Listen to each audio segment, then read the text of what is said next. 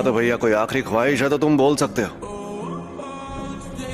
आज से 2 या 3 साल बाद मेरे बेटे को ज़ेनिन खानदान को बेचा जाएगा। उसे बचा सकते हो तो बचा लो। तुम मेगुमी फुशिकुरो हो ना? जानते हो तुम्हारे डैड ज़ेनिन खानदान से थे, जो जुजुत्सु जादूगरों का ताकतवर खानदान है। तुम्हारे डैड ने तुम्हें पालने के लिए खानदान को छोड़ा, और फुशिकुरो उन्होंने तुम्हें ज़ेनिन खानदान से बचाने के लिए हुकुम के इक्के की तरह बचा कर रखा था। तुम्हें गुस्सा आ रहा होगा ना?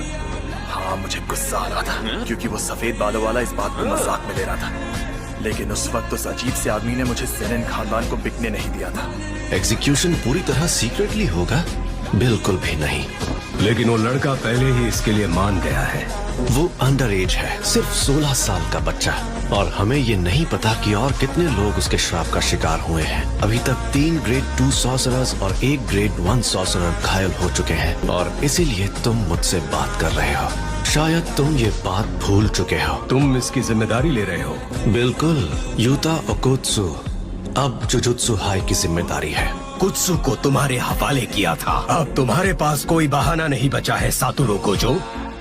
मैं कोई बहाने नहीं बनाने वाला था। तुम यहाँ भी मजाक कर रहे हो? अगर रिका ओरिमोटो बेकाबू हो जाती, पूरे शहर को तबाह कर सकती थी।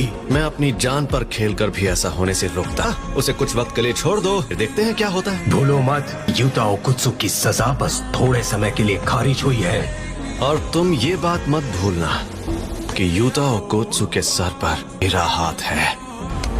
सच में ये स्कूल डायरेक्टर्स नीम चढ़े करेले हैं। मुझे ध्यान रखना होगा कि मैं इनकी तरह ना बनूं।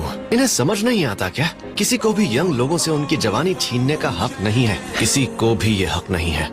वहाँ जो शक्ति थी वो अव्वल दर्जे की थी, और उन्हें बचाने के लिए जो शायद जिंदा भी ना हो, तुमने फर्स्ट ईयर वालों को भेज दिया। वो तो बिल्कुल नहीं भेजना था। मैंने हमारे सीनियर्स से बहस करके जबरदस्ती उसकी मौत की सजा टलवाई थी, और जिन सीनियर्स को इस बात से दिक्कत थी, वे ना होने और उस शक्ति के हमले का फायदा उठाया और धोखे से यूजी को खत्म करवा दिया। तुम इसे कुछ ज्यादा ही पसंद करते थे।